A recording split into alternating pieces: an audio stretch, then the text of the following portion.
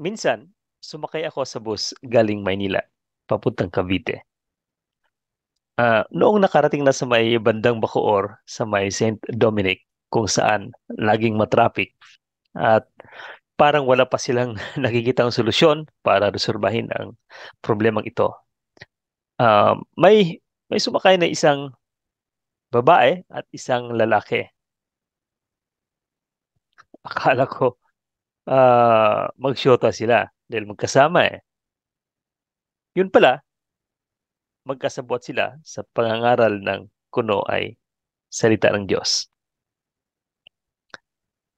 Mayroon pang spoken poetry ah, na kung sabagay ay okay na rin dahil parang encouragement ang dating. Pero ang ending, the same cliche. Manampalataya at magtiwala lang tayo kay Lord, mga kapatid. Habang nagsasalita si babae, si lalaki naman ay namimigay ng sobre, nangihingi ng pera. Love gift daw. Marami rin ang nagbigay at di lang naman piso-piso ang binigay sa kanila. Yung iba may 10, 20, 50. Kaya sa racket na ito, talagang buhay na buhay ka. Lalo na pag ikaw ang pastor. Uutusan mo ang mga church worker para maghingi at ikalakal ang Diyos. Isang negosyo. Bumaba ang dalawa sa may imos. Kaya napahinga ako ng malalim. Ay, salamat Lord. Bumaba na sila. Pero maya-maya pa'y meron na namang sumampa sa bus. Dalawa ulit sila. Isang babae at isang lalaki. Mga nakaputing long sleeve. Mga nasa 20s na kanilang edad. This time, si lalaki ang nagsalita. Mga kapatid sa pananampalataya, ika niya, magtiwala tayo kay Lord. Ililigtas niya tayo sa kapahamakan. At sa pagdating ng paghuhukom sa huling panahon, sa langit tayo pupunta at hindi sa dagat-dagatang apoy. Isang matandang lalaki ang sumagot. Puti ng buhok ni Lolo. Abay, kailan mo pa ako naging kapatid? Hindi totoo yung pinagsasabi mo. Ika ng matanda. Bakit po hindi totoo? Nasa Biblia. Sa salita ng Diyos ang sinasabi ko. Sagot ng mga ngaral. Nakasisiguro kang salita ng Diyos ang sinasabi mo? O ba kaya iyan ay ang iyong pagkaunawa lamang?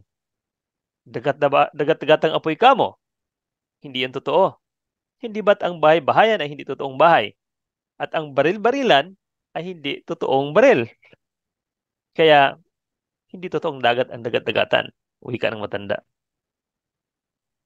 Napailing ako at napangiti. Yung mga katabi ko naman, naghahagikikan sila at yung iba pang mga pasahero. Bumaba sa bus ang dalawa bago mag Dasmariñas. Pero nagawa pa rin nilang mamigay ng sobre at manghingi ng love gift at donasyon daw sa kanilang simbahan. Ang mga batang ito, tugon ni Lolo, ginagamit lang sila ng kanilang leader para manloko ng kapwa. Abay, ang lalakas ng katawan, ayaw magtrabaho at magpawis. Gusto, bibigyan mo sila ng pera. Laway lang naman ang puhunan. Hindi ba't isang scam yan?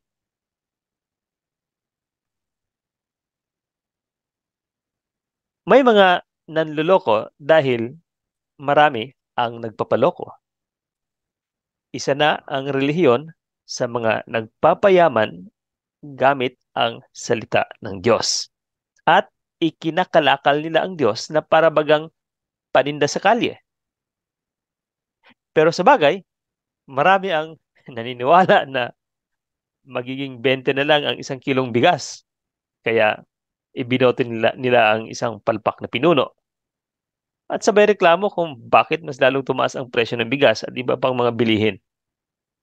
At wag ka, sinasamba ng ilan nating mga kababayan ang dating naging pangulo ng bansa.